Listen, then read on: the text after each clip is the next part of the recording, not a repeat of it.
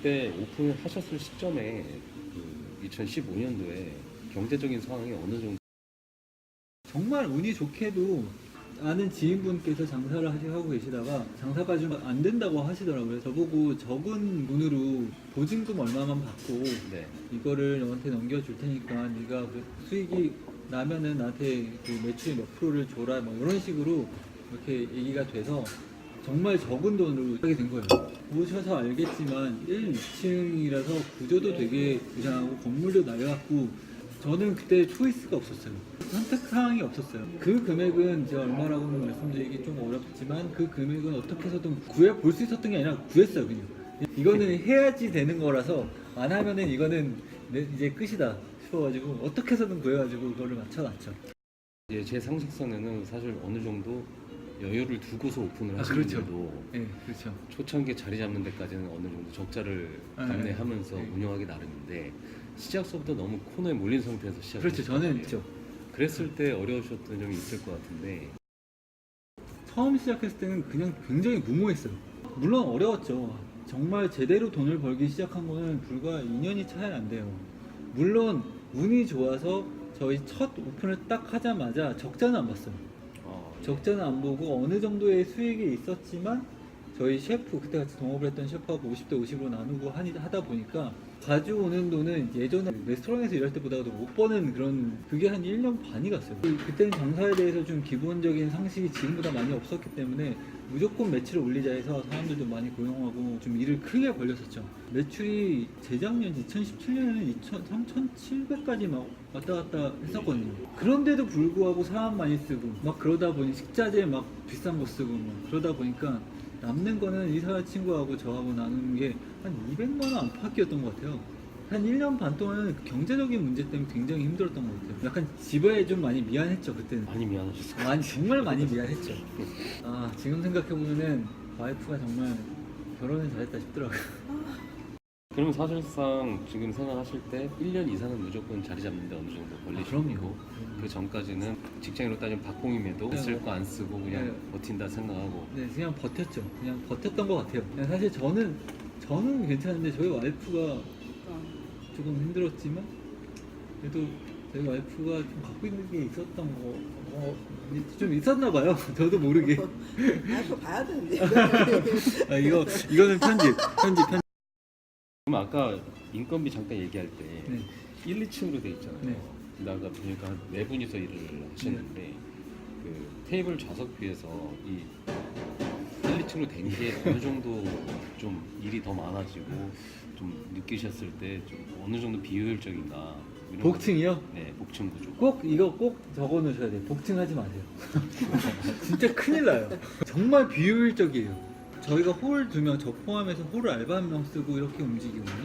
네. 근데 사실 위 한 사람, 아래 한 사람 박아놓고 한 사람은 또 메뉴 나오는 거 포스트 봐야 되고 이런 시스템으로 가야 되는데 체력적으로도 굉장히 힘들어요. 네. 계단이 되게 가파라요. 그래서 쌀국수 위에 테이블이 3대 1 정도로 많은데 몸에 배다 보니까 위에서 뭐뭐 필요한지 그 동선 자체를 좀 더 쉽게 만들어 놓으면은 그게 되더라고. 될 건 되더라고. 그러니까 예를 들어서 아침에 오픈 준비할 때 뭐 구슬라든지 이런 필요한 재료들 같은 경우에는 위에 다 갖다 놓고 위에서 바로바로 갖다 줄 수 있는 그런 시스템을 만들어 놓고 처음 오픈할 때 손님이 우르르 들어오면은 일단 2층부터 다 채워서 2층부터 막 끝내놓고 1층에 와서 또 서빙하다가 로테이션 돌면 또 2층에 이렇게 운영 방식이 또 저도 모르게 생기더라고요. 네. 그런 부분에서는 하시다 보면 배우는 것 같아요. 지금 쌀국수를 첫 어떻게 보면 시작을 쌀국수로 메이커를 네네. 하셨잖아요. 다른 업종에 비해서 운영을 하는 측면에 있어가지고 쌀국수 집이 다른 업종에 비해서 뭐가 좀 괜찮더라 뭐 이런 것들 한번 생각해 보신 적 있으신가요? 단연코 빠른 조리 시간. 뭐 예를 들어서 그 파스타 집이라고 하면은 주문이 들어오면은 볶는 데 시간 걸리고 만들고 플레이팅하고 이런 데 시간이 다 걸리잖아요. 네. 보통 빨라도 8분이란 말이에요. 저희는 한 그릇은 진짜 10초 만에 나가요. 그래서 지금 이 매장이 운영이 가능한 것 같아요. 처음에 아까 말씀드렸다시피 손님이 들어오면은 42분의 식사가 15분 만에 쫙 깔린단 말이에요. 그러면은 한 그릇씩 하는 게 아니라 최대 10그릇을 탁탁 넣고 그냥 재료만 넣고 국물만 싹 부어주면 나갈 수 있게 이 시스템이 정말 편리하기도 하고 매출을 단시간에 빨리 올릴 수 있는 방법인 것 같아요. 그게 가장 큰 장점이지 않을까 싶어요. 그리고 누가 와서 대표님이 오시거나 하루 정도만 보면은 똑같이 일을 할 수가 있어요. 똑같은 퀄리티로. 어차피 육수나 재료들은 미리 손질을 해놓고 만들어 놓기 때문에 조리법은 쉬운데 어쨌든 운영은 힘들다. 근데 장사 자체가 힘든 거죠. 네, 좀 그렇죠? 수월해서 물론 그 육수를 대충 끓인다는 거 아니에요. 프랩 자체는 좀 복잡하고 다른 데보다 좀 신경을 많이 쓰는 부분인데 근무하는 직원 대비 보니까 매출이 확실하게 더 잘 나오는. 어제 사장님도 어쨌든 직접 개발을 하셨고 직접 운영을 4년 정도 네. 하시면서 노하우가 쌓이셨고 그렇게 됐을 때 누군가가 사장님한테 나도 좀 쌀국수를 좀 배워가지고 좀 한번 영업을 좀 해보고 싶습니다. 이렇게 되면 사장님께서는 어떻게 좀 케어를 저도 사실 궁극적인 목표가 여기서 멈추는 게 아니고 제가 그리고 있는 그림이 있는데 다른 매장 적어도 조금 규모가 작더라도 단층에 이렇게 규모 시스템화 시킨 매장, 모델 매장을 하나를 만들어서 프랜차이즈까지는 아니더라도 전수 창업이 예. 될 수도 있고 제가 직접 뭐 이렇게 분점을 내드리는 그런 방향으로 저도 사업을 지금 생각을 하고 있어요, 사실은. 네. 그래서 저는 되게 좋아요, 그런 거는. 그런 거는 사실. 근데 여기서 조금 다른 거는 저는 전수 창업은 아니고, 그러니까 예를 들어서 매장을 하나를 오픈을 시켜서 조그맣게 한 2평 정도 작은 주방 같은 걸 만들어 놓고 거기서 제가 일주일에 어차피 저희 그 육수가 어느 정도 소진이 됐는지 대충 감이 오니까 일주일에 2번이나 이렇게 가서 직접 육수나 짜조 같은 거 직접 만들어 드리고 짜조도 직접 만드세요?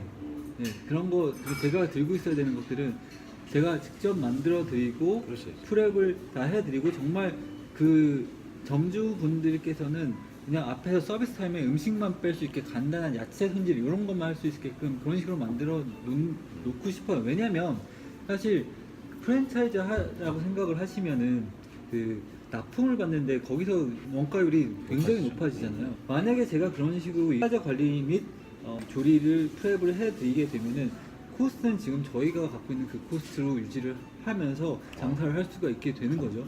그리고 인건비를 한 명을 더 줄일 수가 있는 거죠. 어차피 작업에 투입이 되는 인원 대신 내가 관리를 해주고 내가 해주면 되는 거니까. 대신 물론 저희 브랜드를 쓰고 하는 거면 뭐 로열티 개념이나 뭐 인건비 개념으로 어느 정도의 요구는 할 수 있겠죠. 그런 식으로 운영을 하면 어떨까 지금 사실 생각을 하고 있어요. 그런 부분에서는 그쪽 점주 쪽에서 점주님들 쪽에서도 이익이 될 것이고 그래도 어쨌든 간에 장사하는 궁극적인 목표가 내 수익, 내 인건비 플러스 수익이 남는 게 목적이잖아요. 그래서 그것만 어느 정도 맞춰드리면은 그래도 꽤 상생할 수 있지 않을까 싶어서. 정말 좋은 말씀 많이 주셨는데 예비 창업자분들이 지금 앞에 이렇게 있어요. 어떻게 보면 지금 퇴직을 앞두고 있는 사람들이 굉장히 많다고 보시면 됩니다. 이 지금 30대 중후반부터 40대 초반까지 굉장히 많은데 실질적으로 제가 여쭤보고 이렇게 알아보다 보면은 사실상 다 5천 미만이 앞에 있다고 생각을 하시고 혹시 좀 이야기해 주실 부분이 있으시면은 만약에 그 5천 미만이 사실 서울에서는 불가능하죠. 서울에서는 창업하기가 힘들죠.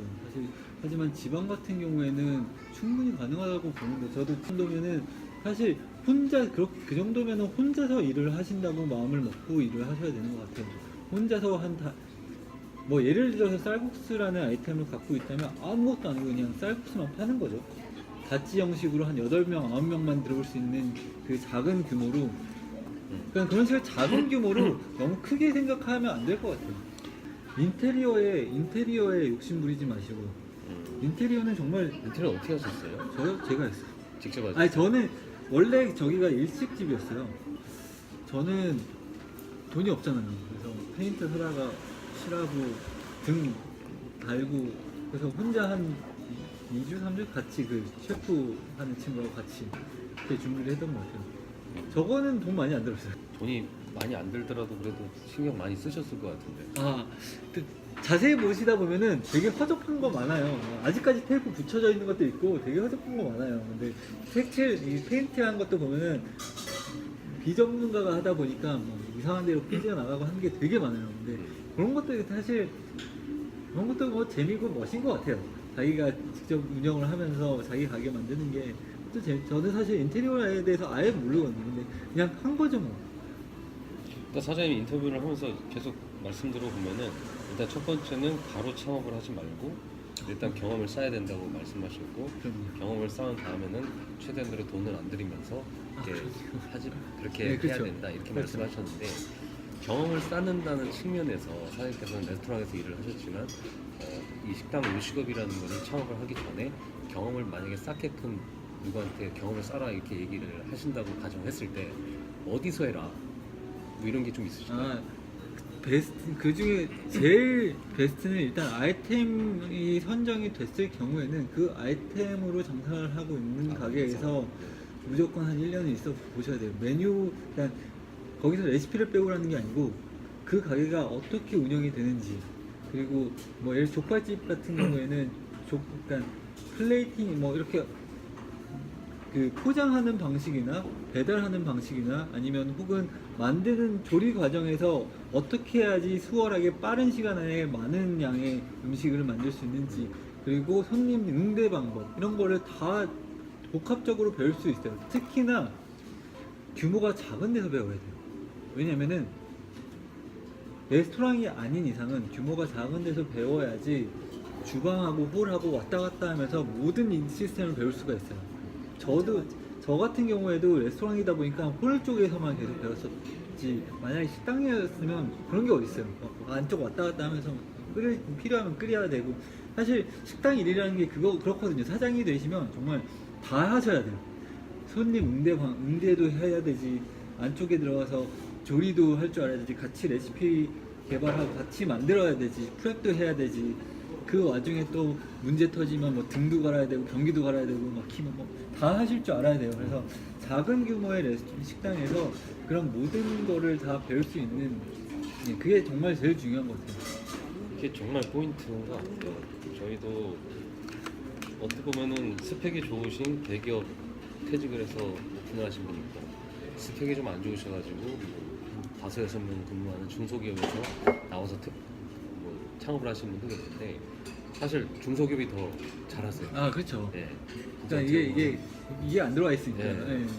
뭐첫 번째는 제가 볼 때는 일단 소득이 원래 그렇게 크지 않으셨던 분이니까 네. 고정비를 좀 덜 쓰신다는 네, 그렇죠. 측면이 있고 그렇죠. 두 번째로는 일단 작은 회사니까 사장님들하고 이제 얘기를 많이 해서 거기서 뭔가를 좀 얻고 또 아까 말씀 이것저것 뭐 안 하는 거 없이 그냥 다 네, 그렇죠. 하다 보니까 그렇게 된 것 같더라고요. 사장님께서도 그렇게 말씀을 해주시네요.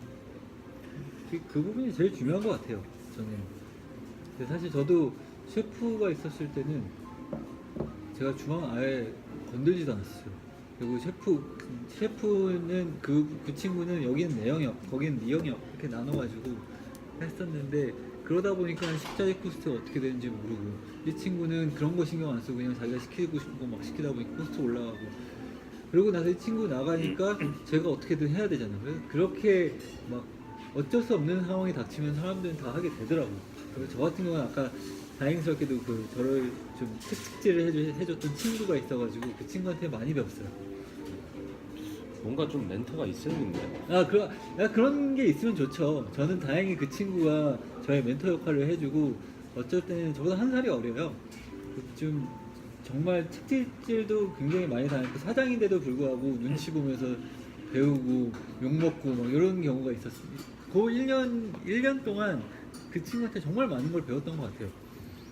그럼 반대로 누군가 사장님한테 뭔가 도움을 요청하는 멘티가 있다면 사장님께서도 멘토 역할을 그렇죠. 그럼요. 저도 도움이 될지는 모르겠지만 뭐 최대한. 일단 너무 감사합니다. 사실 뭐 인터뷰는 여기서 아. 마무리해도 될 것 같습니다. 감사합니다.